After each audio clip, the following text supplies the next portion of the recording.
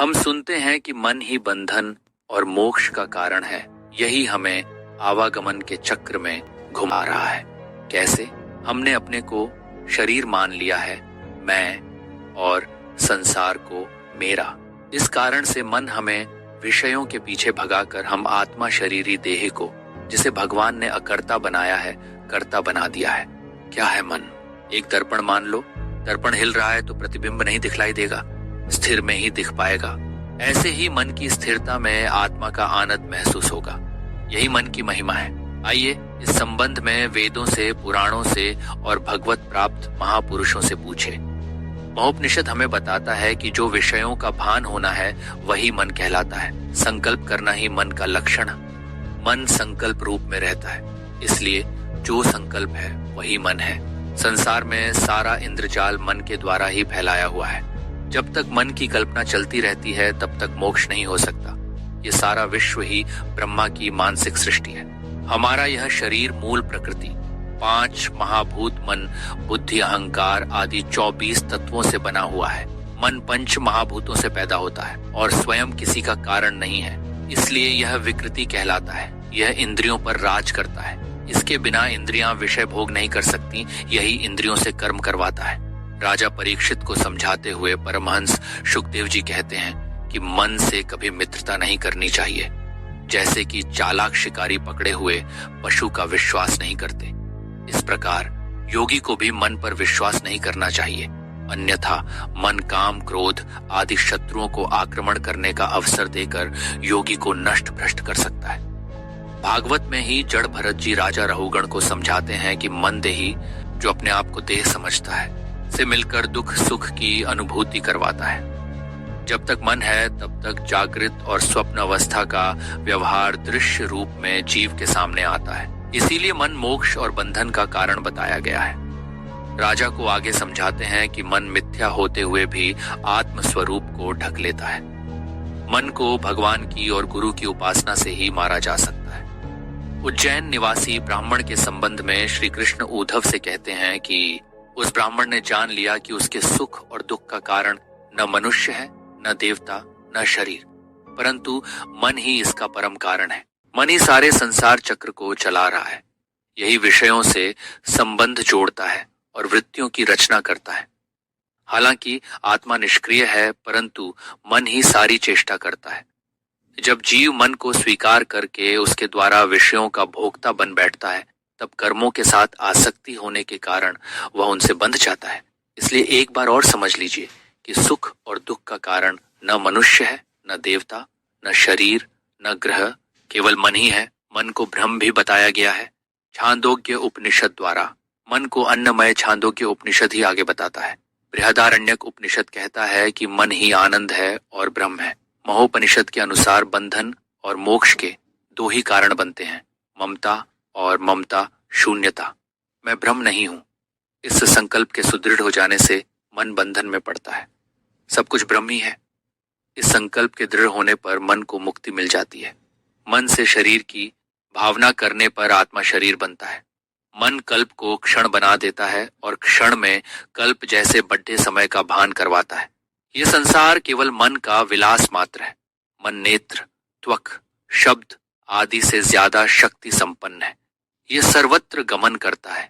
ये वहां भी चला जाता है जहां इंद्रियां नहीं जा सकती, ना ही इंद्रियों के विषय जा सकते, परंतु है यह मायिक ही, इसलिए परम तत्व को नहीं जान सकता। कठरुद्र उपनिषद हमें यह समझाता है। ब्रह्म बिंदु उपनिषद मन 2 प्रकार के बताता है, एक शुद्ध मन और दूसरा अशुद्ध। वह मन जिसमें कामनाएं अर्थात विषय भोग के संकल्प उठते हैं वह अशुद्ध है। दूसरा मन जिसमें कामनाओं का अभाव है वह शुद्ध मन है। विषयासक्त मन बंधन का कारण और विषय संकल्प रहित मन मोक्ष का कारण माना जाता है। जो मन विषयों से रहित है, विषय भोग के संकल्प उसमें नहीं है, वह मन हृदय में लीन हो जाता है। यही ज्ञान और मोक्ष है। शुकदेव जी को राजा जनक देवी भागवत में समझाते हैं कि सुख और दुख में डूबने वाला यह मन ही है। मनुष्यों को बंधन में डालने और मुक्त करने में देह, जीवात्मा और इंद्रियां कोई भी कारण नहीं है, केवल मन ही निमित्त है। मन के शुद्ध हो जाने पर सभी इंद्रियों में विकारों का अभाव हो जाता है। मन का बल बताते हुए श्री कृष्ण कहते हैं कि ना बस में होने वालों में श्री कृष्ण ही मन है। भगवान के अवतार दत्तात्रेय जी ने तो यहाँ तक कह दिया कि यदि प्राणी मन किसी में लगा दे तो उसे उसी वस्तु का रूप प्राप्त हो जाता है। मन भगवान में लगाकर भगवान ही बन सकते हैं। आध्यात्मिक जगत में मन के महत्व को हमने वेदों, पुराणों से व महापुरुषों के उपरोक्त बताए गए वचनों से जान लिया है। आवागमन के चक्र से छूटने के लिए उसे काबू में करना आवश्यक है, यह हम जान ही चुके हैं। अब इसे बस में करने के उपायों पर विचार। अर्जुन का मत था कि मन पर काबू पाना वायु को काबू करने जैसा है, कठिन। कृष्ण ने समझाया कि कठिन है, असंभव नहीं। अभ्यास से, वैराग्य से निग्रह किया जाता है। विश्व के सारे धर्मों में मन को बस में करने के साधन समझाए गए हैं। इनमें से मुख्य है: 1 नासिका के अग्रभाग पर दृष्टि रखना। 2 प्राणायाम। भागवत में श्री कृष्ण उद्धव को समझाते हैं कि प्राणायाम से प्रभु में मन लग जाता है और प्राणायाम को किसी योग गुरु के सानिध्य में ही सीखना चाहिए। श्री कृष्ण ने विस्तार से ध्यान की विधि समझाई है। प्राणों का और मन का गहरा संबंध है। जब मन कहीं पर स्थिर होता है तब सांस गहरी चल रही होती है। इसी प्रकार जब सांस गहरी चल रही होती है तब मन को किसी स्थान पर स्थिर करना सुगम होता है। ये देखकर हमारे आर्षियों ने प्राणायाम की खोज की या आविष्कार किया। उन्होंने पाया कि ज्यों ज्यों प्राण काबू में आते हैं त्यों त्यों मन भी काबू में आना शुरू हो जाता है और धीरे धीरे इसे पूर्ण तरह काबू करना सरल हो जाता है। आर्षि पतंजलि ने भी अपने योग प्रदीप में सांसों पर ध्यान करने के लिए कहा है। आती जाती सांस से जप करने के निर्देश दिए हैं और सांस को स्तंभित करना भी बताया है, अर्थात कुंभक पर जोर दिया है। 3 भगवान के इष्ट देव के या गुरुदेव के चित्र या मूर्ति पर ध्यान जमाना।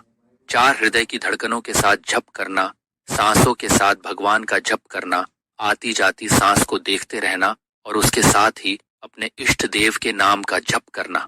ये नाम ही मंत्र है। मंत्र का अर्थ है वह जो कि मन को वश में कर ले, इसलिए मंत्र जप करें। सबसे बढ़िया मंत्र भगवान का नाम है। 5 साम दाम दंड भेद नीति से मन को समझाना स्वामी राम सुखदास जी ने सिखाया है। बुद्धि मन से पर है, इसलिए बुद्धि मन को समझा सकती है।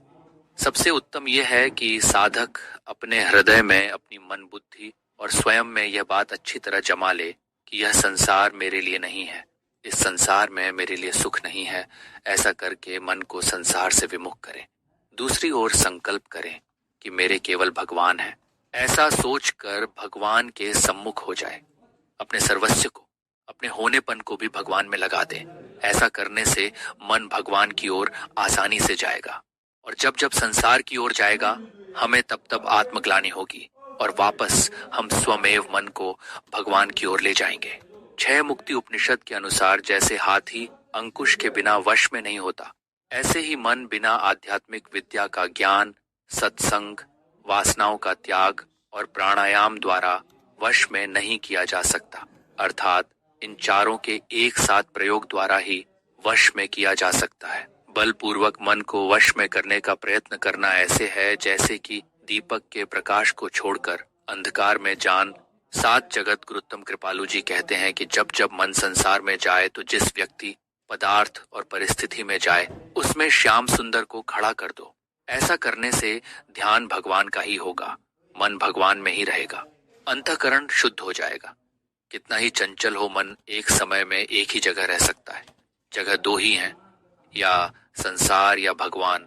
संसार का काम इंद्रियों से करते रहें और मन भगवान में रखे। मन भगवान में रखने से भगवान की ही प्राप्ति होगी। इस हेतु भगवान, उनका नाम, रूप, कथा, लीला, धाम, परिकर और जन, बस इतनों का ही कीर्तन, श्रवण और सुमिरन करें। 8 दृष्टा की तरह विचारों को देखें। विचार कहाँ से आते हैं? देखें, मुक्तानंद जी के अनुसार इससे दृष्टा भाव आता है, आत्मज्ञान हो जाता है। 9 चौथा प्राणायाम। 51 वांसूत्र, साधनपाद, पातंजल योग प्रदीप से मन स्थिर होता है।